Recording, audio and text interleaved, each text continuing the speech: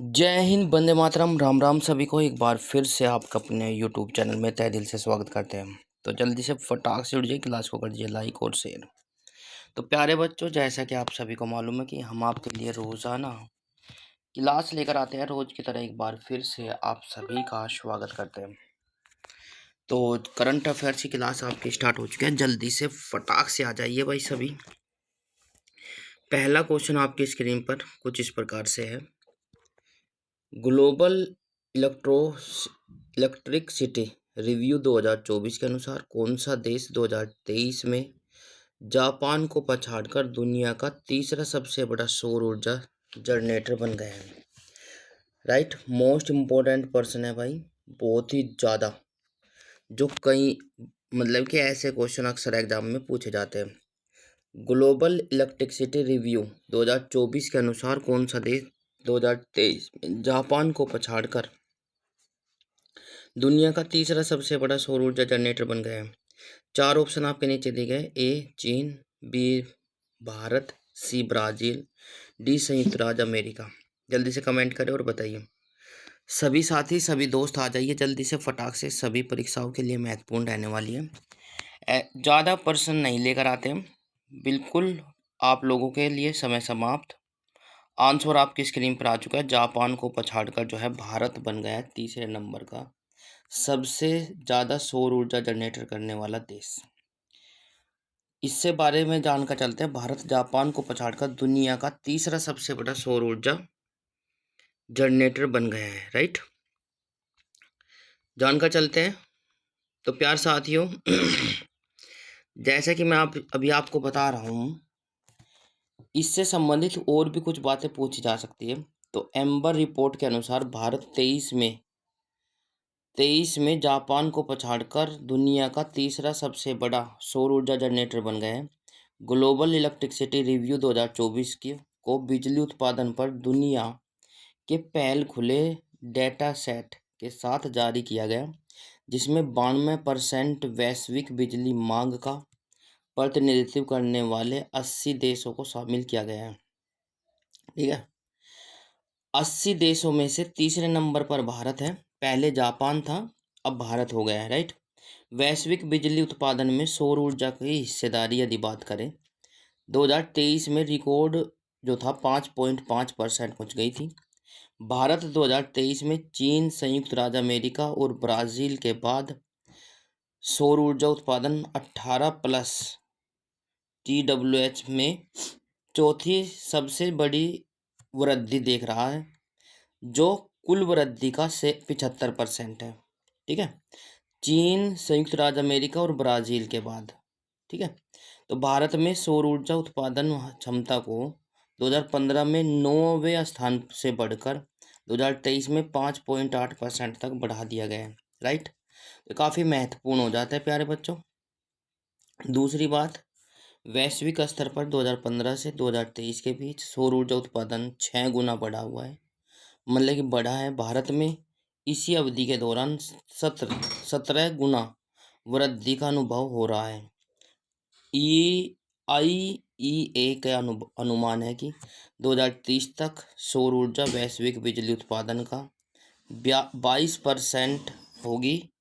ये काफ़ी महत्वपूर्ण हो जाता है। राइट, तो भारत का लक्ष्य जो है 2023-30 तक नवीकरणीय क्षमता को 3 गुना करना है, लेकिन एम्बर का विश्लेषण इस लक्ष्य को पूरा करने के लिए पर्याप्त वार्षिक क्षमता वृद्धि की आवश्यकता पर प्रकाश डाला है। तो ये काफ़ी महत्वपूर्ण हो जाता है प्यार साथियों। इससे संबंधित आपसे कुछ भी प्रश्न आपसे पूछा जा सकता है। क्वेश्चन नंबर नेक्स्ट आपकी स्क्रीन पर आ चुका है साथियों। क्वेश्चन नंबर नेक्स्ट क्या कहता है, जल्दी से देखिए। यदि आपको क्लास अच्छी लगे करंट अफेयर्स की, तो आप लोग प्लीज़ क्लास को लाइक, शेयर, कमेंट्स और चैनल को सब्सक्राइब जरूर कर लें। बेल आइकन अवश्य प्रेस करें ताकि आपको समय पर नोटिफिकेशन मिलता रहे। आप सभी का प्यार और सपोर्ट हमारे लिए बहुमूल्य है, और जिसमें कि आप सभी का भरपूर मात्रा में सपोर्ट और प्यार मिल रहा है, बड़ों का आशीर्वाद। तो बिल्कुल आप सभी का दुआएं और आशीर्वाद इसी प्रकार से मिलता रहेगा, और हम आपके लिए अच्छी अच्छी क्लास लेकर आते रहेंगे। तो क्वेश्चन नंबर नेक्स्ट, निम्नलिखित में से कौन सा तीर्थ स्थल परिच्छेद में उल्लेखित चार धाम यात्रा का हिस्सा है? जल्दी देखिए फटाक से, मोस्ट इम्पोर्टेंट है, आप लोगों को पता होना चाहिए। बिल्कुल। तो निम्नलिखित में से कौन सा तीर्थ स्थल परिच्छेद में उल्लेखित चार धाम यात्रा का हिस्सा है? चार ऑप्शन आपके नीचे दिए गए। पहला गंगोत्री, यमुनोत्री, केदारनाथ और बद्रीनाथ। दूसरा रामेश्वर, द्वारका, पुरी और केदारनाथ। तीसरा तिरुपति, वैष्णो देवी, शिरडी और केदारनाथ। डी है हमारा महाबलीपुरम, अमरनाथ, सोमनाथ और बद्रीनाथ। तो जल्दी से बताइए फटाक से कौन सा ऑप्शन सही हो जाएगा, कमेंट करें।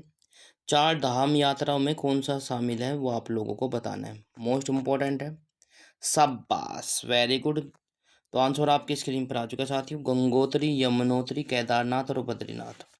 बाबा केदारनाथ धाम के कपाट जो है 10 मई को फिर से खोले गए हैं, है ना, या खुल गए हैं। तो आप लोग देखना, आप लोगों को पता चल गया है, इससे जुड़े कुछ और भी बातें चलते हैं। तो प्यार साथियों, जैसे कि आप सभी को मालूम है कि बाबा केदारनाथ के जो द्वार है वो 10 मई 2024 को फिर से खुल गए हैं, क्योंकि आज 11 तारीख है, 10 तारीख को खोल दिए गए थे। तो केदारनाथ से पहले आखिरी पड़ाव सोनप्रयाग और गौरीकुंड में भक्तों का जमावड़ा तीर्थयात्री मंदिर तक पहुंचने के लिए घोड़ों, खच्चरों पर सवारी या पैदल यात्रा की बुकिंग करते हैं। भगवान केदारनाथ की पंचमुखी डोली गुप्त काशी और ओममुखी मठ में रुकने के बाद गौरीकुंड पहुंचती है। चार धाम यात्रा 10 मई को गंगोत्री, यमुनोत्री, केदारनाथ मंदिरों के कपाट खोलने के साथ साथ शुरू हो रही है। तो बद्रीनाथ धाम के कपाट 12 मई को खुलेंगे और चार धाम यात्रा हिंदुओं के साथ महत्वपूर्ण जो अप्रैल मई से अक्टूबर नवंबर तक चलती है। ये आप लोगों से पूछी जा सकता है कि चार धाम यात्रा कब से कब तक चलती है। तो अप्रैल मई से शुरू होती है और अक्टूबर नवंबर तक चलती है, राइट। तो ये काफ़ी महत्वपूर्ण हो जाता है। आगे चलते हैं इसी के साथ क्वेश्चन नंबर नेक्स्ट पर। तो प्यार साथियों, बिल्कुल क्वेश्चन नंबर नेक्स्ट आपकी स्क्रीन पर है साथियों, ठीक है, बिल्कुल। किस एयरलाइंस के वरिष्ठ चालक दल के सदस्य 7 और 8 मई 2024 को अचानक सामूहिक बीमारी छुट्टी पर चले गए और जिसके कारण 70 से अधिक उड़ान बाधित हो गई? तो बताइए जल्दी से, किस कंपनी के चले गए थे भाई? Indigo, Vistara, India, air India express या अमीरात? तो जल्दी से कमेंट करें और बताइए। बिल्कुल, जितने भी साथी हमारे साथ जुड़े हुए हैं सभी साथी सभी दोस्त बताकर चलें। करंट अफेयर्स की क्लास है भाई, महत्वपूर्ण।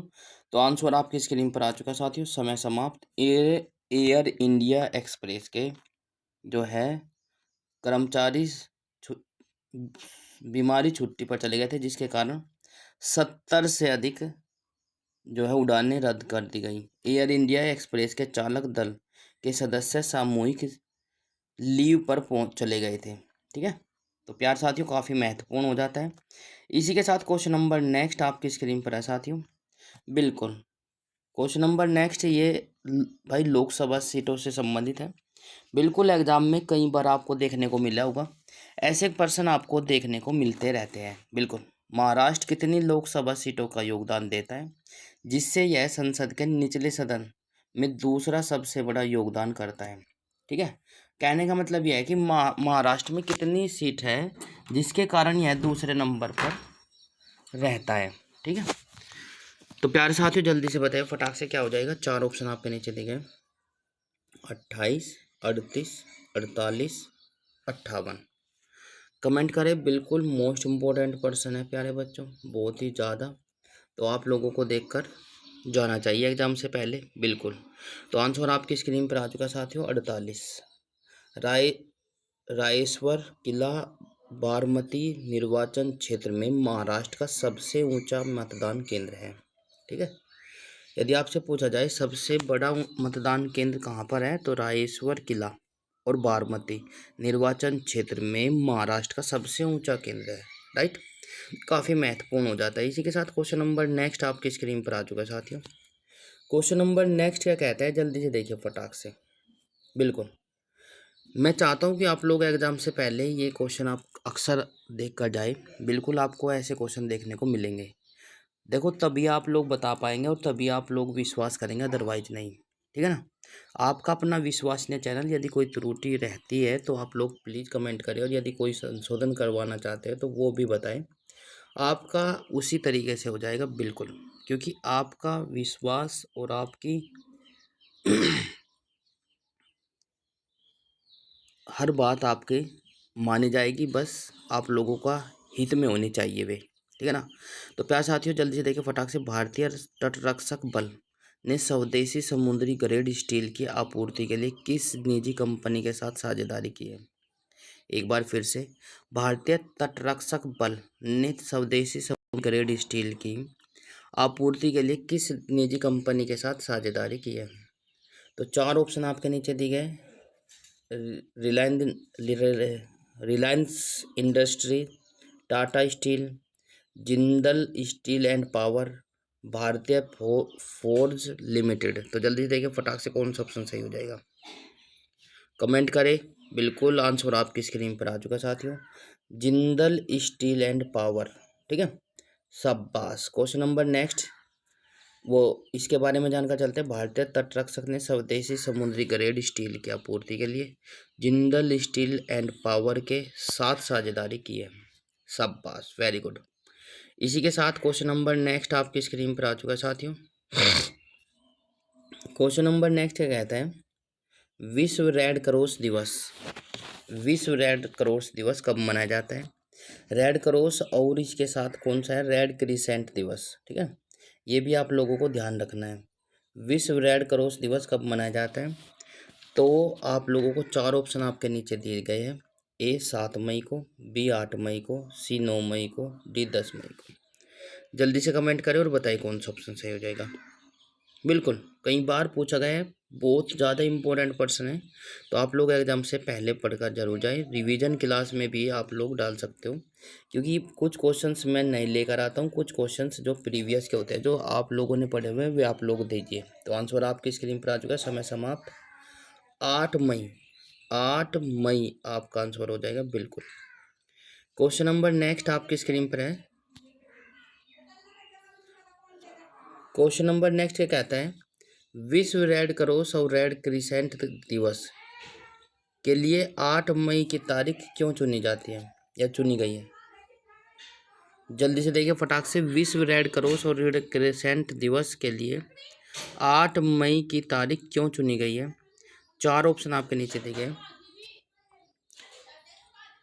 यह प्रथम विश्व युद्ध के अंत का प्रतीक है, यह हेनरी ड्यूनेट का जन्मदिन है, या फिर यह अंतर्राष्ट्रीय रेड क्रॉस की वर्षगांठ है, यानी यह नोबल पुरस्कार, शांति नोबल पुरस्कार की वर्षगांठ है।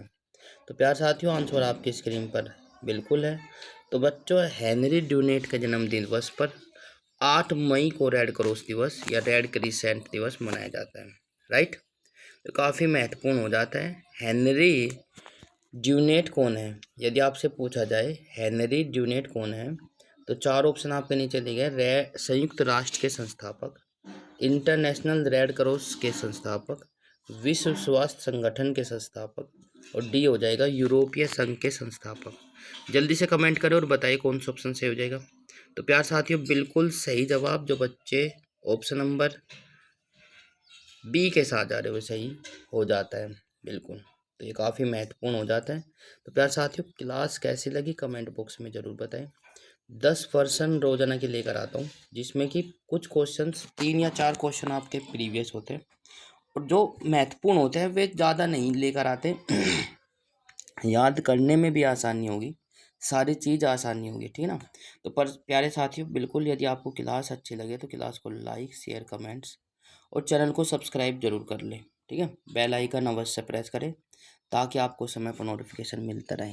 बिल्कुल, जो पहली बार चैनल पर आए, कुछ बच्चे जो है चैनल सब्सक्राइब कर चुके हैं, उनको बार बार सब्सक्राइब करने की आवश्यकता नहीं है, क्योंकि आप लोग पहले से ही कर चुके हो। आप पहले ही नवभारत कोचिंग सेंटर के परिवार के सदस्य हो, तो आपको आप जो है स्किप हो जाते हैं जो बार बार चैनल को सब्सक्राइब करते हो, ठीक है ना। तो प्यार साथियों, आज की क्लास कैसी लगी कमेंट बॉक्स में ज़रूर बताएं। यदि अच्छी लगी है तो लाइक शेयर कमेंट्स और चैनल को सब्सक्राइब जरूर कर लें। बेल आइकन अवश्य प्रेस करें ताकि आपको समय को नोटिफिकेशन मिलता रहे। Thank you. Ram Ram, tata, bye bye, जय हिंद, वंदे मातरम।